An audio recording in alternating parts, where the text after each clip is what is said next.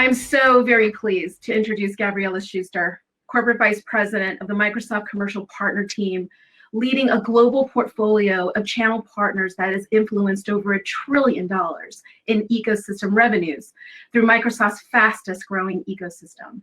She has over 30 years of leadership in digital and cloud transformation roles, driving strategy and execution spanning all aspects of business model and product development, launch, marketing, sales, and partner development. As a builder and change agent, she specializes in building new businesses. Last fall, she was awarded the Athena Global Leadership Award for her advocacy on behalf of women in IT. She is also a founding sponsor of both Women in Cloud and Women in Tech Network. She sits on the board of directors for Chinasoft International and the University of Washington Bothell.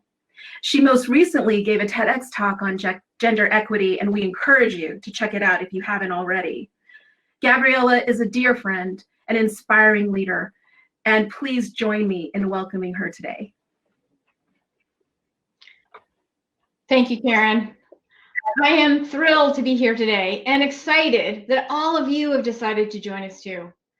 You know, as everyone has said, a lot has changed since we were together a year ago in person. When we were together last year, we had no idea what was about to happen to all of us. The COVID-19 pandemic has just changed our lives. In the US, we saw riots over continued racial injustice. We've witnessed violence over a contested election, creating even more instability. And now, with a vaccine making its way out there, there's some light. It's been a challenging year, to say the least, ups and downs. And the impacts of it all will, no doubt, be felt for years to come by many of us. One of the many impacts is that what it means for this movement, we all feel so passionate about, the advancement and the access for women in the workforce. According to a new report from McKinsey & Company, women, especially women of color, are more likely to have been laid off or furloughed since the pandemic began, stalling their careers and jeopardizing their financial security. Those who have stayed in their jobs have suffered through a lack of flexibility at work, and they feel like they're always on, often agonizing about how to balance caregiving responsibilities at home with the added pressures at work, and worrying that they'll be criticized or fired if they choose family over work. According to that same report, these added pressures have 1 in 4 women considering scaling back or leaving the workforce entirely. Now, that is a depressing statistic. In the technology industry, we've been talking about the uphill battle for years and how to reach gender equity in tech. As I said in my recent TEDx talk back in November, when I started in the industry in 1991, 36% of the computing workforce was women. In 2019, that number had fallen to 27%.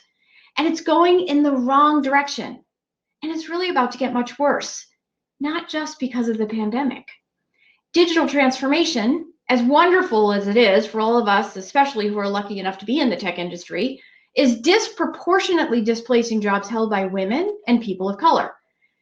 And it leads to this trifecta of badness.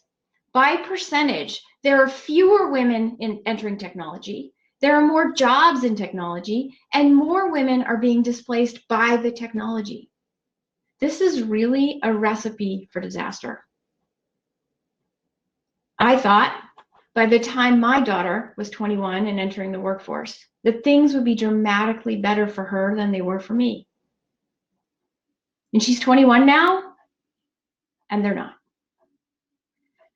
So I want to ask you, how many of you have ever felt invisible?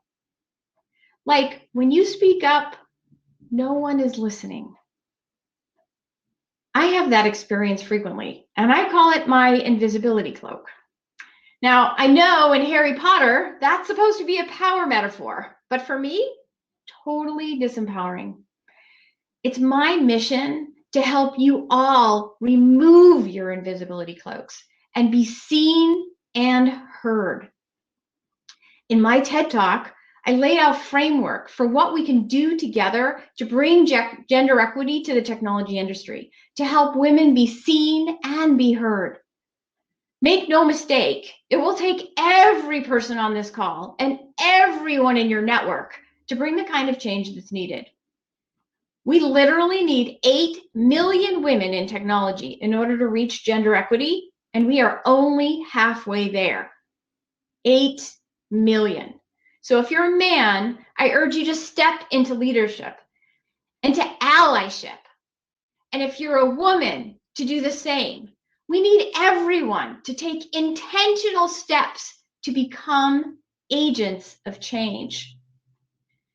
And I have 4 ways that you can make a difference, 4 things that you can do to become agents of change.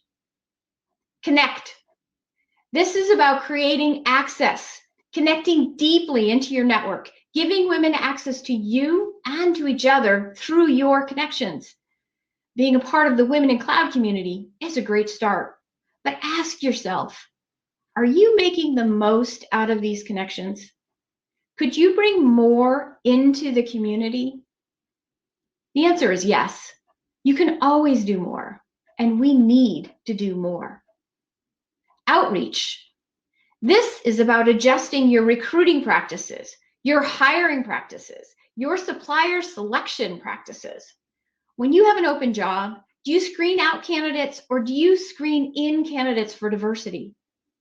I know in my own organization, when I required my team to look beyond hiring for expediency and hiring the people that they knew, and required them to have a diverse candidate pool that incorporated people from outside of the company, the gender diversity in my team changed dramatically. Mentor.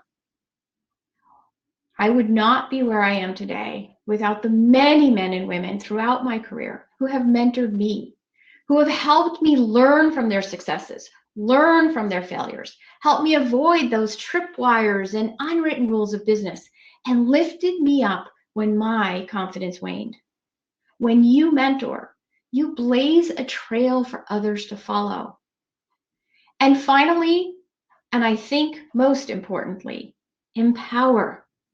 Empowerment is about being inclusive, about promoting women, sponsoring women, bringing women onto your board of directors.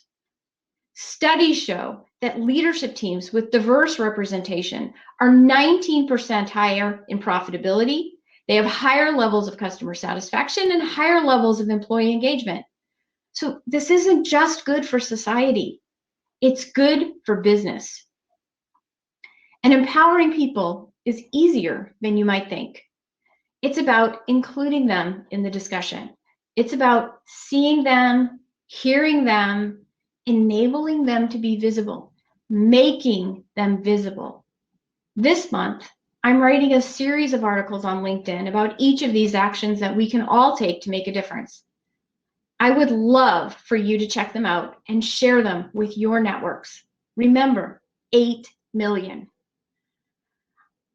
I also have links to the TEDx talk. So please help spread the word and connect, reach out, mentor, and empower women in every chance that you have. With the challenges that we face, it takes collective power to make a difference. And that's what Women in Cloud is all about, creating access and collectively clearing a path for women in technology.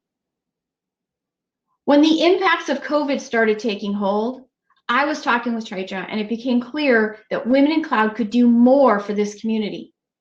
Based on a recent COVID-19 impact survey of Women in Cloud members commissioned by WIC, the average loss of opportunity for the next 3 years could be as high as $5 million or more per company. This community needs more access to enterprise customers and more go-to-market benefits. The Cloud Accelerator gets you prepared, but what we need to do is to keep the same level of support and resources accessible throughout the year. We need to do more when it comes to impacting legislation that creates solutions and access for women in the marketplace. And we appreciate Senator Kerterer and her support. And I am so excited to announce today this new Women in Cloud Collective, an interconnected, influential group of women tech founders looking to drive digital transformation in the mid to enterprise market. Through this collective, you can make your solutions and services stand out, to gain more brand exposure in the enterprise market and access to more customers. This is really exciting. And we're looking for support from business leaders and corporations to pledge their support by underwriting sponsorships to help organizations grow their business in the enterprise market. This is how we scale through each other and create access through collective power.